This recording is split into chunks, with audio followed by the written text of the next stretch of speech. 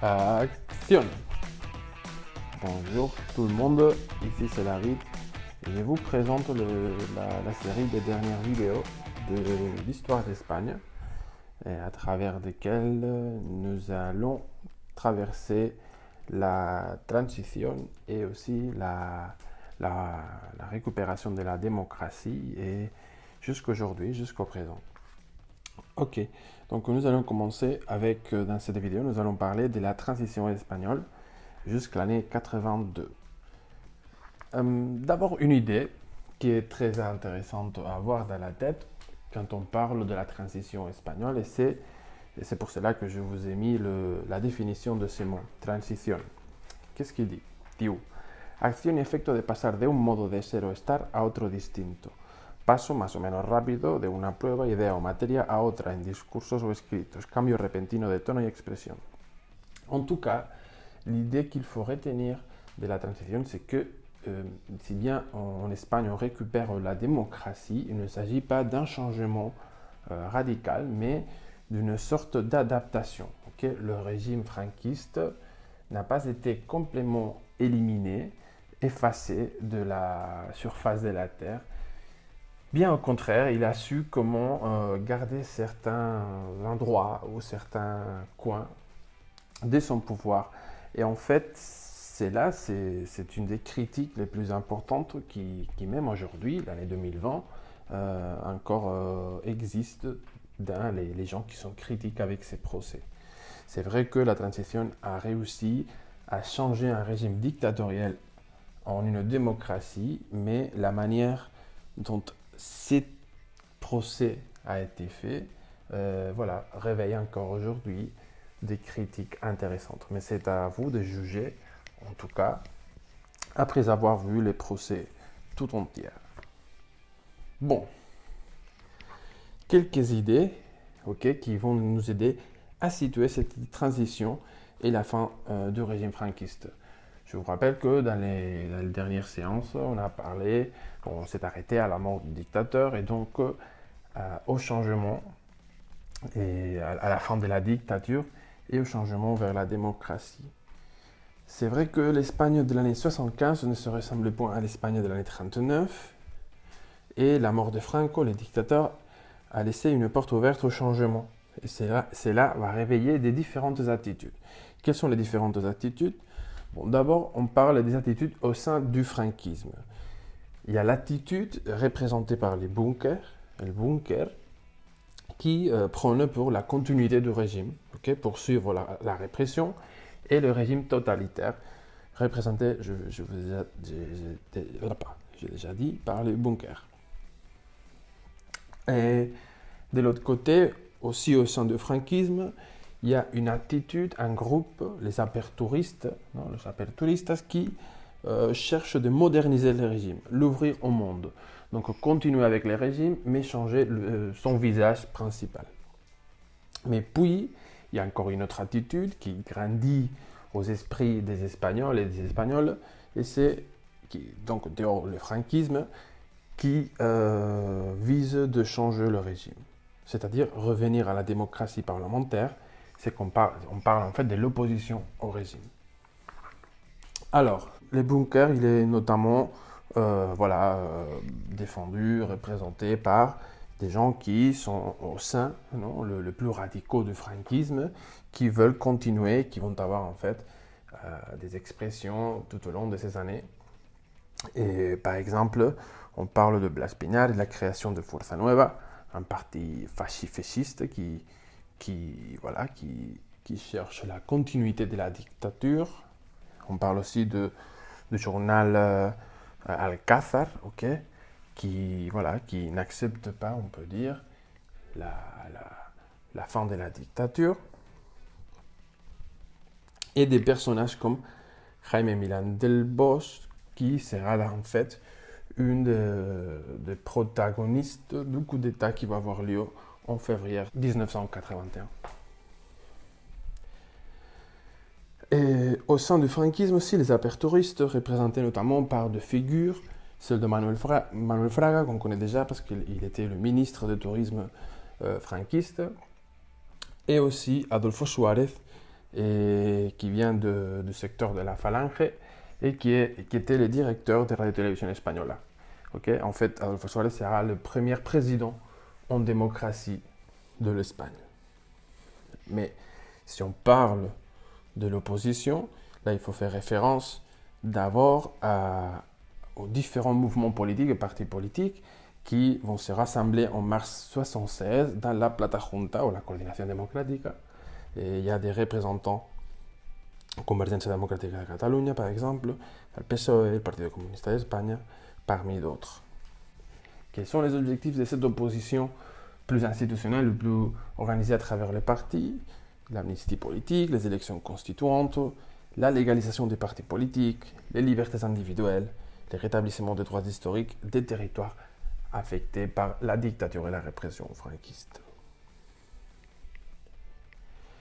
Mais cette opposition, elle, se manifeste aussi dans la rue. Okay? Cette volonté de changer le régime et de revenir à la démocratie parlementaire a aussi ses expériences, ses expressions dans la rue, comme par exemple, déjà au sein du franquisme encore, l'opposition s'organise. La Cappuccina Sarria, par exemple, dans laquelle des étudiants se sont rassemblés, ont fait une assemblée en fait al convent dels Cappuccins de Sarria, et ils ont créé le syndicat démocratique d'estudiants. Mais on parle aussi d'une opposition qui va avoir lieu, par exemple, au lieu de travail, okay, dans les usines pour les ouvrières. On parle notamment de la création de las comisiones obreras, organisée par les communistes espagnols et catalans, le PC, le PSUC, et son stratégie d'entrisme, c'est-à-dire de dominer le syndicat vertical franquiste à travers l'action ouvrière et pour changer les systèmes depuis l'intérieur. Voilà. Un moment très important, ok, on laisse à côté les différentes attitudes, mais il y a un moment très important, et Franco il est encore vivant. L'année 69, Juan Carlos I, le Bourbon, il a été proclamé héritier au chef d'État. Oui, en novembre 1975, à la mort du dictateur, le même Juan Carlos I va prêter serment aux leyes fundamentales del régimen. Ça c'est important parce que la figure de Juan Carlos I est très liée à la transition et son virage politique, sa figure est très liée au changement en fait. Voilà un plan de ce qui se passe, ok? Et je vais essayer de l'expliquer très très vite pour ne pas saturer vos têtes, mais voilà, je pense qu'il est intéressant de voir un peu l'ordre chronologique de la transition espagnole.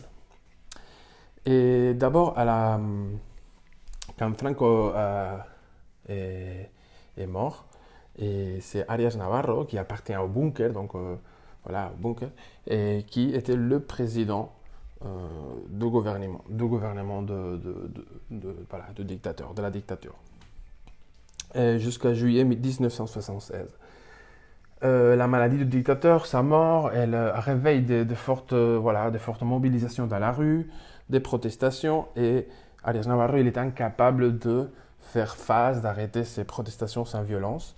Donc, il y a le roi même, Juan Carlos I, qui est déjà le chef de l'État, a fait appel à Adolfo Suárez à la tête du gouvernement, qui en fait a resté jusqu'en février 1981, le jour du coup d'État militaire de l'année 81.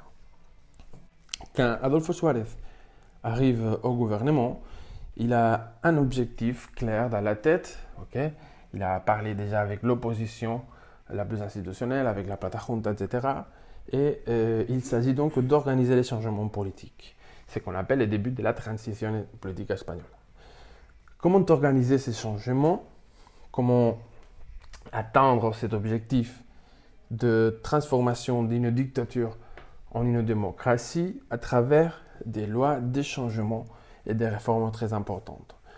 On parle notamment de la loi de la réforme politique, à partir de laquelle certains droits politiques et sociaux sont acceptés en Espagne, pour la première fois depuis 1939, la loi d'amnistie qui va ouvrir la porte des prisons aux prisonniers idéologiques ou politiques du régime.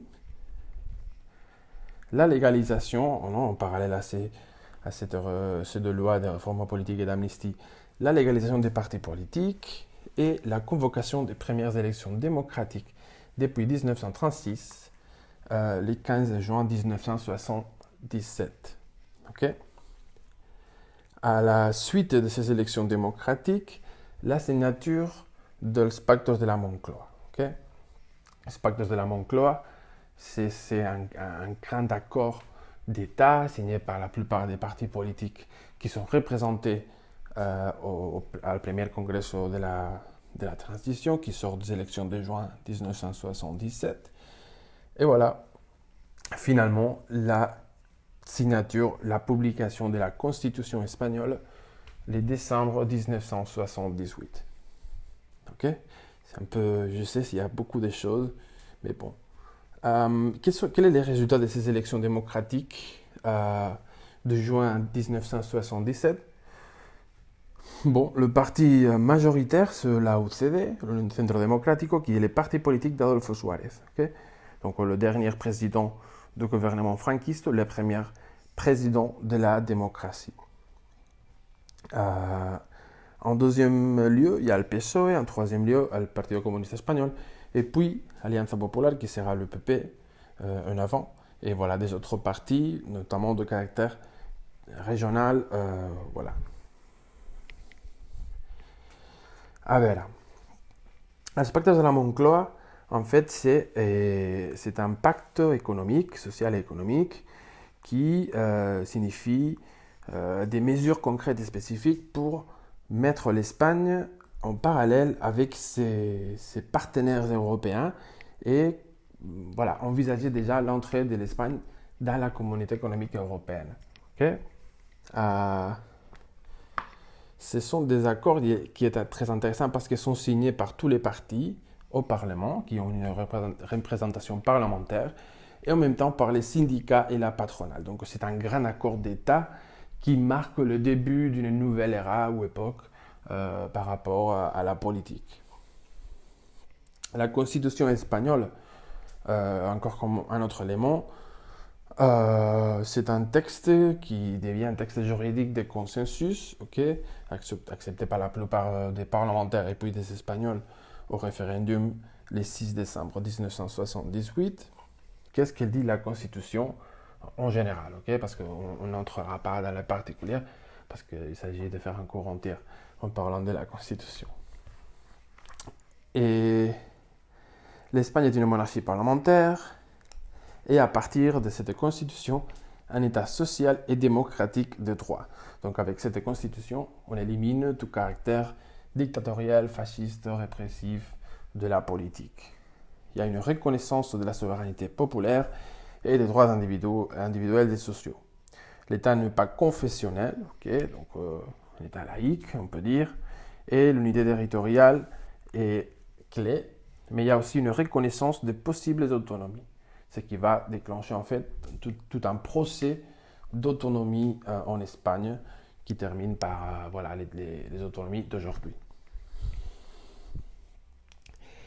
Par rapport à cette idée de développement des autonomies sous le gouvernement de la OCDE et d'Adolfo Suárez, il faut faire référence au rétablissement des institutions politiques historiques, comme par exemple la Generalitat de Catalunya, mais aussi le Consejo General del País Vasco, d'Euskadi ou la Junta de Galicia, okay, dans les années 77-78. Tous ces changements vont bien évidemment réveiller un esprit contraire, des contradictions chez le partisan de la dictature. Okay? C'est-à-dire, on parle des représentants du bunker. C'est en fait que le 23 février 1981, le moment de la investiture de Calvo Sotelo, qui doit remplacer Adolfo Suárez de la OCDE, que le lieutenant Tejero a fait un coup d'État, une tentative en fait de coup d'État, voilà, en entrant par la force au Parlement, au Congreso de los Diputados. Là, c'est le moment clé, les moments, comment dire, stellaires, on peut dire, du roi Juan Carlos I, parce qu'il a fait une apparition dans la télé en disant qu'il obligeait, en tant que le chef, parce qu'il était le chef des forces armées, il a obligé le représentant de ce coup d'État à quitter le Parlement, et donc il a arrêté, on peut dire, ces coups d'État. Ça, c'est un moment très important. Pourquoi? Parce que le roi, Juan Carlos, il sortira légitimé. Légitimé comme celui qui a sauvé la démocratie d'un autre coup militaire et de la récupération d'un État, des dictatures, etc. Donc le roi sort vraiment légitimé de ces coups d'État parce qu'il sera l'image à partir de ce moment de la défense des institutions démocratiques. Voilà. Avec cela, on arrive à la première victoire socialiste depuis l'année 36, okay? Donc c'est quand même important. Et ce sont les élections d'octobre 1982. Okay?